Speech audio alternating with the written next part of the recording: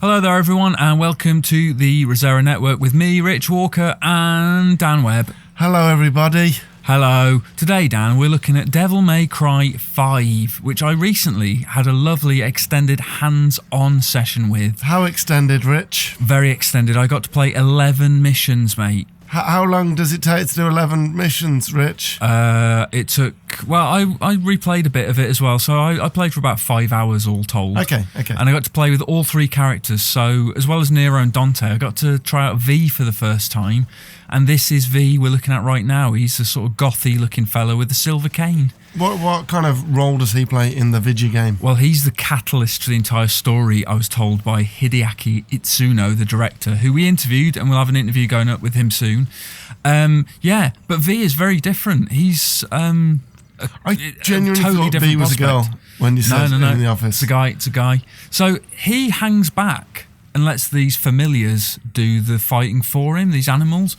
So the bird there, Griffon, he'll fire projectiles and do sort of electric-y burst things. Shit. And then Shadow, his panther, has sort of whippy tendrils that come out of his back. So he can't fight? He finishes them off because for some reason Griffon and Shadow can't finish the demons, can't kill them. That was Nightmare as well, by the way. That's your devil trigger as V. There's a fucking lot going on. That's called a checkmate move with the cane, where he'll go in and he'll finish them, and that's what you have to do. So you have to weaken them first. They'll sort of turn a pale colour, and their targeting reticule will change, and that's when you know you can pounce. Are they actual animals? Are they like spirit animals? They're kind of like demon-y type animals, because like Shadow's a panther, but he's got like tentacles, and Griffin's a sort of griffin-y crow type thing, but he's got kind of a weird maw. A griffin? That kind of opens. Is it actually like a griffin? I think like so. A crow to me. Well, he's sort of a big crow, but he's called Griffon, so I don't know. But yeah, when you unleash your devil trigger, V's hair turns white as well, and this big beast called Nightmare drops from the sky and fucks shit up, basically. He just goes mad. And you've got to dodge moves as well. Griffon will swoop in and grab you and sort of get you out of danger. So V, while he doesn't look like he should work on paper as a character, but he works really well. Is this Devil May Cry though, Rich? Is it, Rich? Is it? Well, yeah. Do you know what I mean? It feels like it's wrong at first, but you realise it actually works really well. And he's kind of a nice little break from kind of Dante and Nero's sort of up close and personal sword and gun style. It just mixes things up a little bit. Puts a nice little neat twist on things. Okay, you can carry him out of danger. Yeah, exactly. Griffon will swoop and take you out of danger. It's very slow though. Well, yeah, I mean, it is a little bit slow, and you do feel a little bit like a spectator as V at times. No, that's what I feel like at the moment. I'm not used to that from a Devil May Cry. You can hold the right trigger, and he'll read like a book, like a tome, and that'll charge your devil trigger up.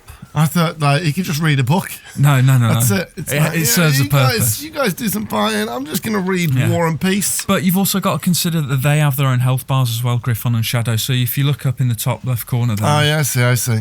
They each have their own bar. So if they get kind of downed, you have to get close to them to recharge them, or summon Nightmare, your devil trigger, to resurrect them. He's risen from the ground this time, Nightmare. So he's that big beastie colossus fella. Because V's got white hair. He creates chaos. It's awesome. It's really, really cool. So those things coming out of the ground, are they like spawn points that you have to destroy? Those kind of freaky pods. They spawn these sort of lizardy demons. But yeah, do you sort of see how it works? Yeah, I do. So do you see the reticle changes sort of an orange colour? You can swoop in and do a finisher. Yeah, I didn't play it, so you played it. I'm just here to, I don't know, ask questions. Trust me, it works. But it does. I'm not convinced looking at this. So I guess a lot of people at home watching this will be the same as me, and I'll be like, Well, I'm going to stick my neck out and say you're going to like it. Yeah, honestly, it's really good. Like I say, shouldn't work, does. Really does. I trust you, Rich. Thanks, man. But then there's these bits as well where you're fighting alongside another character, and there's a thing in the game called the cameo system, which is kind of the co-op. It's not really co-op in the traditional sense. You can see another player. It'll prioritise people on your friends list, and you can see them playing from the alternate perspective. Sometimes it's in the distance. Sometimes like this, they're in the same area. Wait, what? Or it'll just be a random player. Yeah, Okay. it's really weird. It'll just pick a player. So, is that somebody else fighting? Yeah, and they'll just be playing alongside you in real time. Why are they smashing shit, and why are you, like, V? Why are they You could play this level as Nero if you wanted. Oh. Yeah, you get to choose at the beginning. So there are some levels, some missions where you can choose either character. Oh, okay. So yeah, it's really cool. And this is Dante now, obviously. This is the first time I've played as Dante. I've only ever played as Nero so far. Oh, in the previews? In the previews, yeah. Has there been a demo recently? And not recently, but there's another one coming on the 7th, which is the day this video goes out, actually. It's today.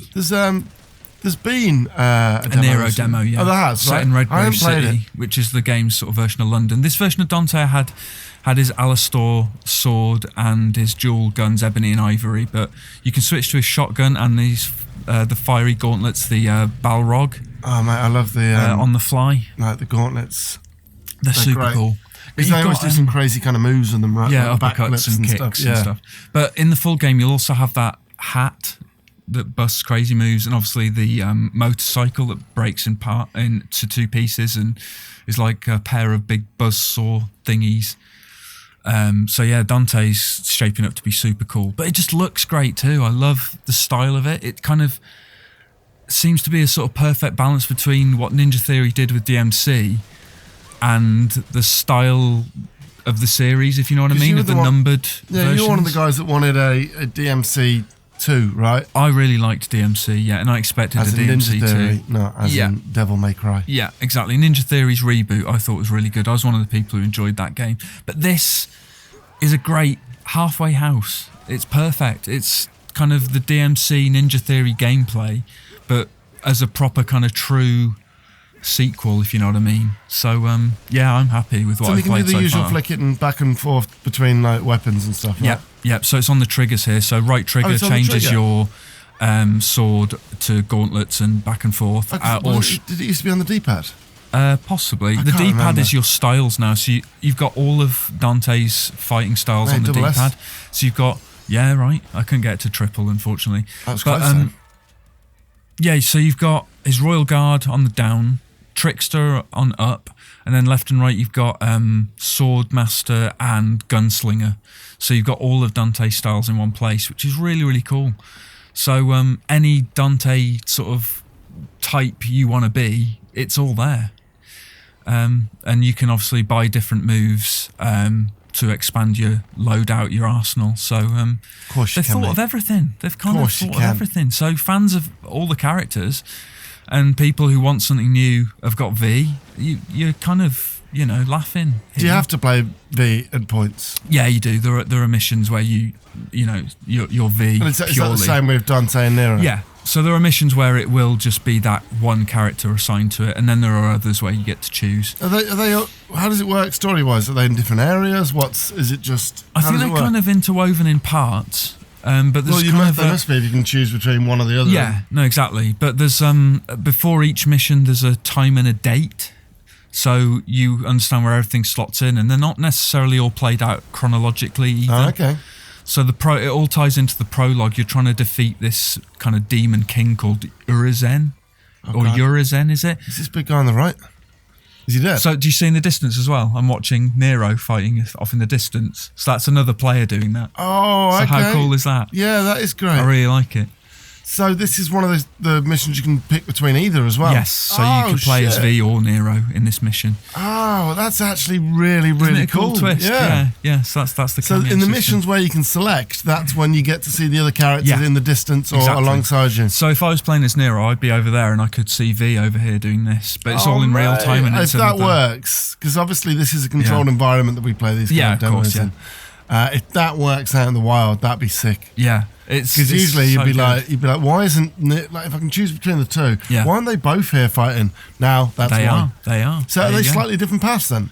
Yeah, so you do go a different side. You start this level in a kind of underground tunnel, and but they're different tunnels, directions. So it's different kind of. It's the same game, but just in a different. Yeah, same sort of level, and they diverge on the same point at the end. So it's not going to add to replayability. Well, a little bit. Yeah, I played both ways. I played as Nero but there's no massive differences. Not a huge difference, but it is a different route. Yeah. Okay, that's really cool. It's quite cool. I do like it. And and like I say again, V just really works really well, and I was pleasantly surprised by how good it all hangs together, man, and how well it's shaping up. Yeah, that was the whole idea of this video. We wanted to show quite a lot of V because have we seen anything of him? I mean, they've shown him in trailers, but I think this is the first time we've had a chance kind of gameplay to play as him. Yeah. So you played it for what, 5 hours? 5 hours, yeah. In total. How much was V and how much was Dante, Nero? I'd say there was an even split. I got 2 missions of V, I got 2 missions of Dante, I got 2 missions of Nero, plus the ones where you can choose characters, but 11 missions in total. So a massive, massive chunk. And I even got a few boss battles under my belt. We're only allowed to show 30 seconds of a boss battle, though. Yeah, so Gene's see a bit later on. Together for us. So we're assuming there's a boss battle. So there's a big kind of 4-legged boss called Gilgamesh that I fought, and he's kind of a multi-part thing. You have to kind of weaken his legs and then get up on his back. And then there were smaller bosses, like just sort of a big pulsating tentacle thing. And we then cut that, didn't we? Yeah, we cut that because it wasn't particularly interesting to watch. But then there's multiple showdowns with Urizen as well, the big kind of bad guy, because you keep going back and trying to hammer away at him because he's this all-powerful big boss guy. And he's the one who's unleashed this kind of plague upon Redgrave City, which is kind of a version of London. So it's inspired by London. So if you see sort of recognisable London things like red buses and stuff, that's because that's what they're trying to do. I've seen that barrel in London once before. It's pure London barrel, that. Like an umbrella. I swear I've seen that umbrella. There's a place called Borough Market, Burrow. It's like, I wonder what that is.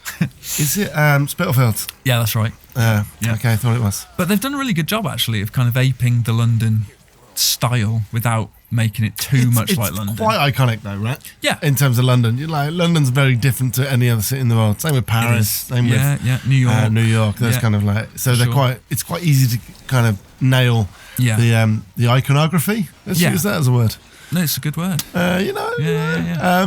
What was that like blob? That was Shadow. Oh, what do you mean doing the snapping thing or something else? No, there's like a green blob on the floor. We've lost it now. Oh, that might have been a health pickup. So all the orbs are the same. Oh, that thing there on the right. What is it? That's a devil trigger orb. So that's a white orb that feeds into your devil trigger. But my devil trigger was full, so I don't think I've got it. Oh, so you couldn't pick it up? Yeah, but then there's green orbs that are health, red orbs that are your currency for buying new moves and stuff. Proud orbs from Devil May Cry 4 are gone because they used to be your ability thing. But now it's red orbs. I was a little bit annoyed with 4 with how that you had to basically just do the game and then redo the game. Yeah, right. So I don't think there's any of that. Yeah, well, hopefully not. Yeah, not that I've seen so far. This is a boss. This is a boss, yes. This is some weird, freaky Nidhogg creature because you use little Nidhogg kind of grubs to open locked doors. They're kind of keys. And this is like a big Nidhogg beast. So he's sort of made out the same kind of gelatinous goo with little spiky bits coming out of him. And that's the 30 seconds we show the boss, Rich, right? This is the 30 seconds we show, yeah. So I hope you enjoy this. But he was fun to fight. Cool. As indeed the game was fun to play. So thanks for watching anyway. Don't forget to comment, like and subscribe. Devil May Cry 5 is out on 8th of March for Xbox One, PlayStation 4 and PC. Thanks for watching. See you next time. Cheers, folks. Bye. Bye.